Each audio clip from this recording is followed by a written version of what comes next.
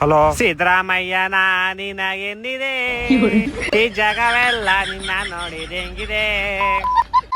ಏನ್ ಮರಿ ಫುಲ್ಲು ಖುಷಿ. ಇನ್ನೇನಪ್ಪ ಸಿದ್ದರಾಮಯ್ಯ ರಿಸೈನ್ ಮಾಡ್ಬಿಟ್ರು? ಅದು ನಂಗೆ ಕೇಳ್ತಿದ್ಯಾ? ಇನ್ಮೇಲೆ ನೀವು CSK ಫ್ಯಾನ್ಸ್ ಬಸ್ಸಲ್ಲಿ ಓಡಾಡಂಗಿಲ್ಲ ಆಧಾರ್ ಕಾರ್ಡ್ ತೋರ್ಸ್ಕೊಂಡು.